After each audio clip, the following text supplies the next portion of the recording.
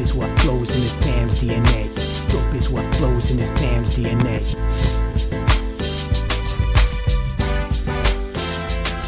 What's good, everybody? Welcome to Dope Interviews, brought to you by the Mighty 19 Media Group. I'm your host, Warren Shaw, and this is the Season 10 finale of Dope Interviews. Season 10. I cannot believe we're here at this stage.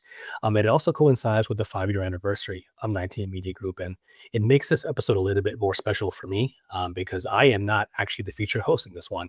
This last episode will be hosted by my daughter, Kayla Gayle, who will be having a chat with Misha Calvert from the Tribeca Film Festival. She debuted her film Fault at Tribeca. And as we close out season 10, it's very important understanding that 19 Media Group is all about family. And to have part of my family kind of taking on and helping me out here with this final interview, as 19 Media Group or Dope Interviews had so many great opportunities this season and are looking for more opportunities to come. But this is a little bit of legacy here for me. So really excited. Check this out here. Kayla Gayle with Misha Calvert from the Tribeca Film Festival. All right, what's up, everybody? It's Kayla here from Dope Interviews, brought to you by 19 Media Group. I am here with Misha Calvert, an award-winning New York-based writer, director, and producer. We are here to talk about her short film that has recently appeared this week, premiered at the Tribeca Film Festival, Fault. Thank you so much for being here with me today, Misha. I want to just go ahead before we get into, some of the topic about the actual short film itself. I have heard you say that before you've been trying to get something premiered at Tribeca for a really long time. And now that you're here, what does that feel like coming off of this weekend and kind of being able to share this with the entire world now? The first thing to note is that it's amazing. Mm-hmm. It's even better than I thought it would be in terms of access and opportunities and people wanting to talk to you and, want to take meetings and stuff. So that part is great. And also a lot of free food. They don't tell you about that part. That's the greatest. Yeah, free coffee, free food. So that was nice because you're on your feet 12, 16 hours, seeing stuff, taking meetings, and you forget to eat. So that part's nice. But I will say I'm at the tail end of the 2-week run up to the festival. And I also had to do most of the preparation for the festival myself. And, it's something I wrote and directed. It's I'm probably going to be the person that cares the most about it. Right. That's not anything out of the ordinary, but I will say I am absolutely exhausted. Yeah, I mean, that given everything I'm sure that you've had to do preparing for it, being there, showing up, and even now, it's probably even just you're still gonna be on that high. I think this is such an amazing thing to have, a premiere at a place like Tribeca, with it being one of the largest film festivals. Well, I'm supposed to go to a friend's film this evening, and I was like, oh, maybe I won't go, and then turns out it was the one that won Best Feature. So you just you end up in these situations where you're like, of course I have to go to that. Right. And then, you just run down, but I sound like I'm not grateful. I'm extremely grateful. No, it's it's always, we know that there's a lot of work that goes into these things. And obviously, yes, throughout it, you want to be there, you want to be present. And it's just so much. It sometimes can be overwhelming. How is it now, do you think, towards the tail end of that? How will you feel coming off of now the Tribeca Film Festival and moving forward with the film and just sitting with the message itself? Yeah, that's a great question. And it's actually the question I was asking myself this morning as I stared into space for 40 minutes.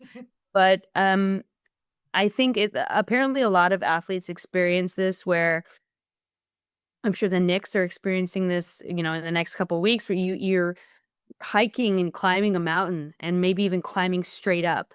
Mm-hmm. And you're doing that for so long to get to a place that you've never been before or that your team has never been before. And what the heck happens when you finally get to the top of the mountain? It's if you've been fighting for survival for years and you finally get the thing, there's usually a dip because your system has to recalibrate. Well, what the hell is my purpose now? Right. And I was just thinking this morning of in part it's just being fatigued and, run down and kind of, I've had a cough for months now, but, I was like, what is my problem? I think my problem is that I'm not in service enough. Mhm. And then I'm like, I'm thinking about myself and like, no, my conditions aren't great. You know, I wish I had more money, more comfortable apartment, da da da, a dog. But these are self-serving thoughts. And I think I would be a lot happier if I could dedicate more of my time and my effort to either creating work that is actually changing the world Mhm. or just straight up like activism Right. that is benefiting the world. And I gotta say, I think it's a particularly hard time to embody those values because it really can feel pointless. It can feel like there's no hope.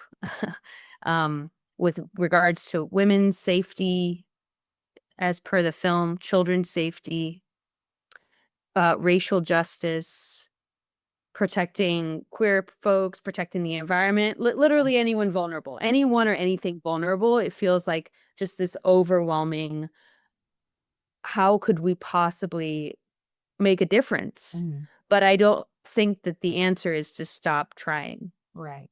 And I think that that's very important. And one thing that I do want to touch on that you even mentioned in regards to, maybe what the Knicks are feeling and even just the message of fault itself. You use the tennis term, fault to title the short film itself. And even as I was thinking about that, not only is it a tennis term, but it also seems to be caveated where it's like it almost has this essence of blame. And then Of you course. have kind of like the geological, like, earthquakes when they build up and they have, those things there, it's called a fault, when things crack. And it's like, what was your framing? That's Like, what so do you think good. about that? Like, That I would you believe I never thought about fault lines with this? really? Yeah. That's like literally one of the things I was like, wow. I was like, is she thinking about these things? It's really good. Yeah. Yes, it's like, but I do agree. It's things in this social climate can be so hard to try to figure out where do we fit in and how can we help. But I think films like Fault push forward, the perspective of showing up.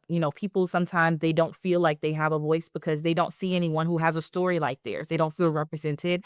And I Yeah. think one of the things that, is talked about inside of Fault, you see the characters kind of go back and forth and they have this, they each of them have their own stance. And honestly, we can see Steph, who's played by Sarah Rich, she can easily be read as the antagonist. But I think there's a lot of heartbreaking Interesting. characters. Yes, like when I'm looking at this, it's like I can see that, but I also can see there's a heartbreaking character there because she's not being she's protecting him in a sense. And so it's kind of like how important was it for you to feel and allow the audience to feel the emotions of Sarah because she did come off a little cold in the beginning. She has this kind of air about her. Yeah. Well, I I think it was important to show both sides of both women. Mhm. It was important to show Gigi as kinda crazy and kind of, hard to handle and big personality, a bit unhinged, like not abiding by social norms. Mhm. And yeah, showing Steph's character as rigid and disconnected from emotional intimacy, inflexible and walled off. Um and also how human that is. I mean, I've been both people, Right. and I think both of them live in all of us, but the more complex I think they are, the more believable it is to watch them. It's very sister Mhm. that both have both, the likable and the dislikable. Yeah. And you definitely do see that, and without giving away obviously too much of the film, we want, people to go and watch it because it was really great. There's this line in there where, they're describing what's the tension between the two, and Sarah says to her sister, "You won't win." And that was like one of the most impactful things to me because it almost felt like not only was she telling her sister she wasn't gonna win, but that was something that she had already Mhm. internalized in her own subconscious. Yeah.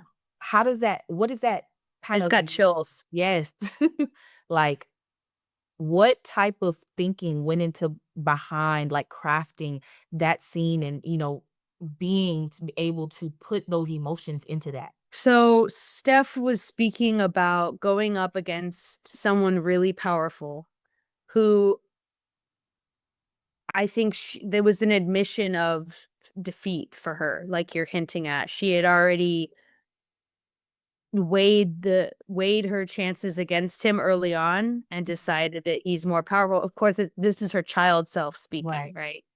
So in that sense, she never got to grow up past her childhood self Mhm. that has known that this guy for this entire time. Mhm. And I think Gigi, in breaking free, was able to move past her childhood self and become an adult. And, how often is it that somebody has a certain way about them in childhood, a certain, maybe they're terrifying or they're horrible to you, even a bully or somebody from school, and then you meet them like 20, 30 years later and you're like, them? Right. I was scared of you? Mm-hmm. And so I think Gigi has come all the way back around and is now, she says her response is, uh, he's not stronger, you just think that he is. Mhm. Yeah. Because I think, in that essence, yes, you do have those two very different perspectives. Someone who's overcome and towards the end we get to see a little bit maybe of Sarah taking a step to overcome. But we don't know what that looks like after and We don't. right. Like and anytime, in this situation, specifically when an abuser is confronted, there's always going to be, things, and we don't know, is she ready for all of those, for all of that and, to come out. Oh my God. Yeah. And with what's at stake too, because it's not just her career. She says, I Right. will lose everything. It's his too. I think about the story about the Obsession makeup artist. Do you know this? No, I don't. Well, it's a pretty horrific movie, in terms of like the makeup itself. There's some have you seen it? No, I'm not familiar. Obsession? The new one? Yes. No, I haven't. People keep telling me to go see it, and I'm like, okay, I have a thing with scary movies. I'm not gonna lie. Yeah, yeah. So I'm kind of like on the fence. I'm like, let me get a few more reviews first before I say. Yeah, I'm squeamish too, and I was able to see it in the theater. Okay. But anyway, the makeup artist had an abusive boyfriend. He went to jail. He got out and went to her house and stabbed her in her sleep Goodness.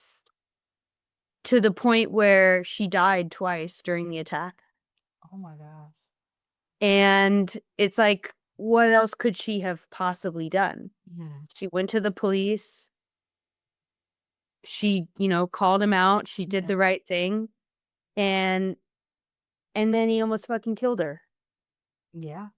This is one of the reasons why probably Steph and people like Steph don't go public with their abuse, because you don't know what the guy, and it's usually a guy, let's be honest. Yeah. 95% of the time, you don't know what he's going to do. Mm-hmm.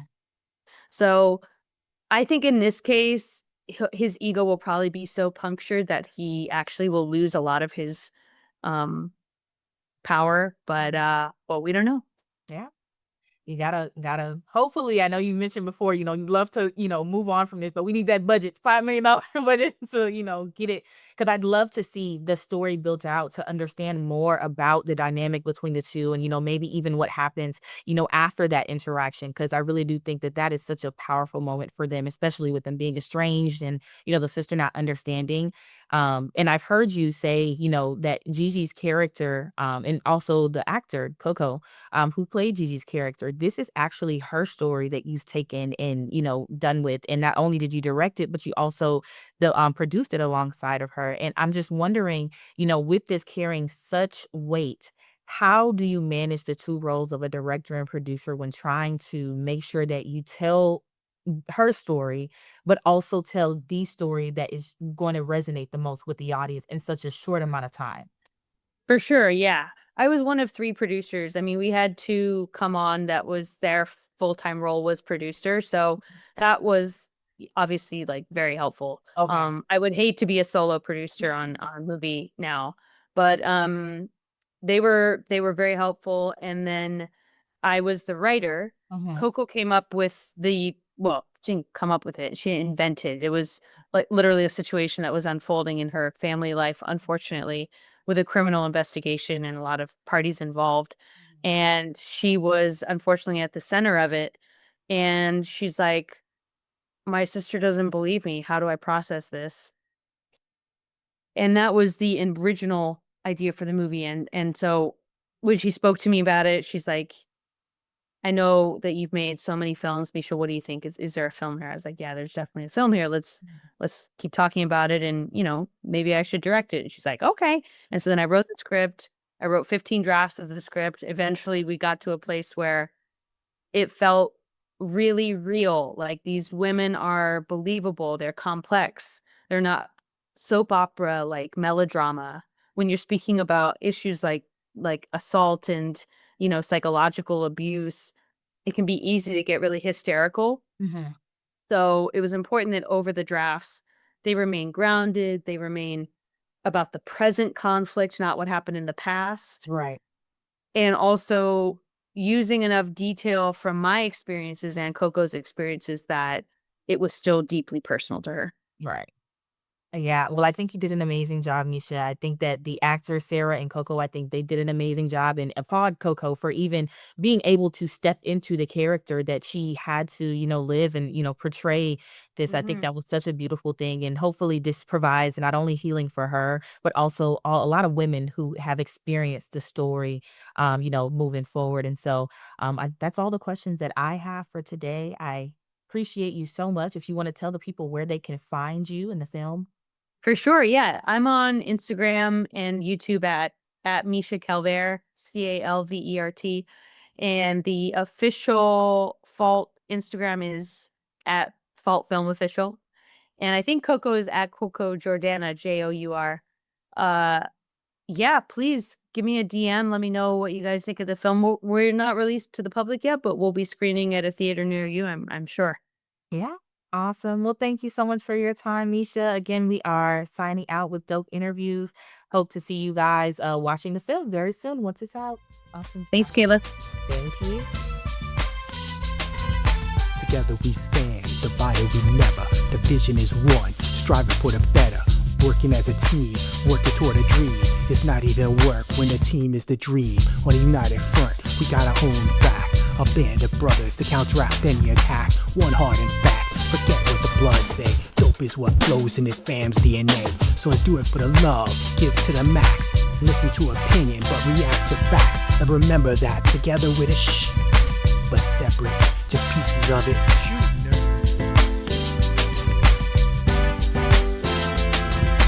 Dope is what flows in this fam's DNA. Dope is what flows in this fam's DNA.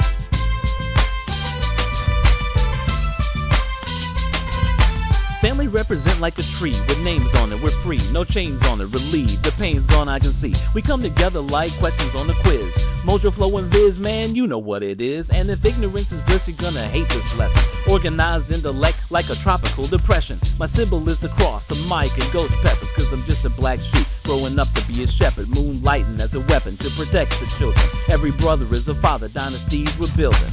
Max, J and K, Bay, and Isaiah, next level of the family foundation. Understand me?